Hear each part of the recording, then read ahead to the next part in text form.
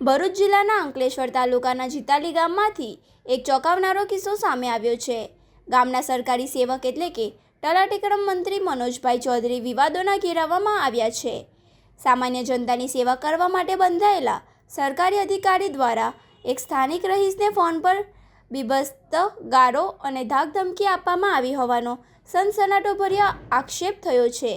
એટલું જ નહીં, ગામમાં વર્ગ વિગ્રહ અને અશાંતિ ફેલાય તેવી ભાષાનો પ્રયોગ પણ કરવામાં આવ્યો હોવાથી લેખિત અરજી તાલુકા વિકાસ અધિકારીને કરવામાં આવી છે।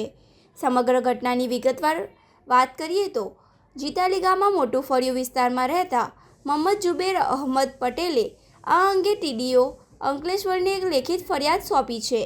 ફરિયાદમાં જણાવ્યા અનુસાર તેમના 80 વર્ષના વયોવૃદ્ધ કાકાની ઘરની સામે આવેલી સ્ટ્રીટ લાઇટ છેલ્લા 4 મહિનાથી બંધ હાલતમાં હતી। આ બાબતે ગામના જાગૃત નાગરિકો અને અરજદારે તલાટી મંત્રી મનોજભાઈ ચૌધરીને અવારનવાર રૂબરૂ તેમજ ટેલિફોનિક રજૂઆતો કરી હતી, પરંતુ લોક પ્રશ્નો ઉકેલવાને બદલે ગત ગુરુવાર 18 જૂનના રોજ રાત્રિના સમયે તલાટી મંત્રીએ અરજદારના મોબાઈલ ફોન પર ફોન કરીને ઉશ્કેરાઈ જઈને ગાળો ભાંડી હતી અને ગામમાં શાંતિ ડહોળાય તેવા અશબ્દ ઉચ્ચાર્યા હતા। અરજદારે આ સમગ્ર ઘટનાનું કોલ રેકોર્ડિંગ પણ કરી લીધું હતું અને પુરાવા તરીકે પેન ડ્રાઈવ સત્તાધીશોને સોંપી છે। હવે જોવાનું એ રહ્યું છે કે કાયદો અને વ્યવસ્થા જાળવવાની અને ગામના વિકાસ કામો કરવાની જેની જવાબદારી છે તેવા જવાબદાર પદ પર બેઠેલા તલાટી મંત્રી સામે તાલુકા વિકાસ અધિકારી કેવા પગલાં ભરે છે? શું ઓડિયો ક્લિપના આધારે તલાટી સામે કોઈ કડક કાયદેસરની કાર્યવાહી થશે ખરી? હું મોહમ્મદ જુબેર અહમદ પટેલ, મારે રહેવાનું જીતાલી ગામે। અમે છેલ્લા 4-5 મહિનાથી જીતાલી ગ્રામ પંચાયતના સરપંચના વહીવટ કરતા તથા જીતાલી ગ્રામ પંચાયતના તલાટી શ્રી મનોજભાઈ ચૌધરી એમને છેલ્લા 4-5 મહિનાથી અમે રજૂઆત કરતા હતા। 4 થી 5 તો મૌખિક અમે આપી છે અને એક વખત અમે લેખિતમાં અરજી આપી છે, જેમાં ફળિયાવાળાની જે ઘણાની સહીઓ બી હતી।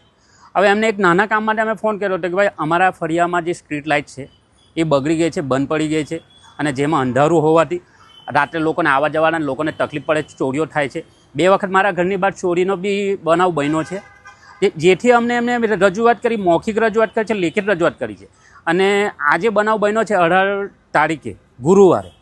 એ દિવસ દરમિયાન મેં એમને ફોન બી કર્યો હતો 4 વાગે, પણ એમને ફોન રિસીવ ના કર્યો અને પછી સાંજે 8 થી 9ના ગાળામાં એ દરમિયાન એમનો સામેથી ફોન આવે છે મારા ઉપર। એમના નહીં તો બી 10 થી 12 મિસ કોલ આવ્યા હતા, મેં રિસીવ ના કર્યા કે હું કંઈક ફેમિલીમાં બેઠો હતો, પણ ત્યારબાદ એમના મિસ કોલ એક ધારું ચાલુ જ રહેવાથી મેં છેલ્લા એમના 2 કોલ ઉઠાવ્યા। પહેલા કોલમાં તો એમનો જે બીભત્સ વાતો જે હતી, ગમે તેમ વાહિયાત વાતો કરતા હતા, ધમકીઓ આપતા હતા, મારી નાખીશ આ તે ફલાણું ઢીકણું, અને છેલ્લો જે બીજો કોલ ઉઠ્યો એમનો રેકોર્ડ થયું છે।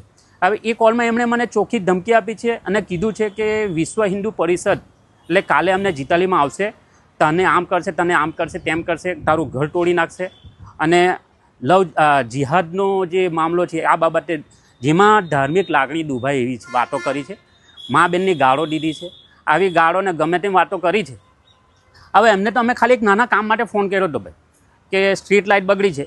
હવે અમારે એમને ખીજવાઈને અમારે એમને ગાળો દેવી જોઈએ, પણ આ કામ અમે નથી કર્યું કે અમે એમની સાથે સભ્યતા વર્તન કર્યું, સભ્યતાથી એમની સાથે વાત કરી, પણ અમારી સભ્યતા જોઈને એમણે જે મારી સાથે વાતને ખોટો વ્યવહાર કર્યો છે એ બદલ અમે આજે હમણાં ટીડીઓ સાહેબને આવેદનપત્ર આપવા આવ્યા છે કે જેથી આવા માણસને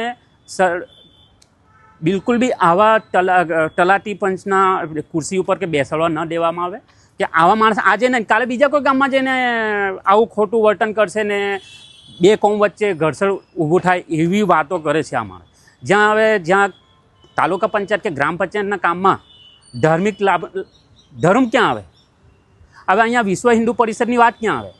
એટલે આવા માણસ તદ્દન ખોટા છે, આવા માણસને ચલવી લેવામાં ન આવે અને આવાને તત્કાલ રૂપે ભાઈને સસ્પેન્ડ કરવામાં આવે એવું અમે હમણાં ટીડીઓ સાહેબને આવેદનપત્રમાં આપવા આવ્યા છે, જેથી આ માણસ પર કાયદેસર કાર્યવાહી કરવામાં આવે અને આ ભાઈને તાત્કાલિક ધોરણે સસ્પેન્ડ કરવામાં આવે। તમને શું લાગે નશાની હાલતમાં હતા? એ નશાની હાલતમાં તો હતા જ, પણ માણસ નશાની હાલતમાં હોય ને સાહેબ તો પણ આવો વ્યવહાર ન કરે।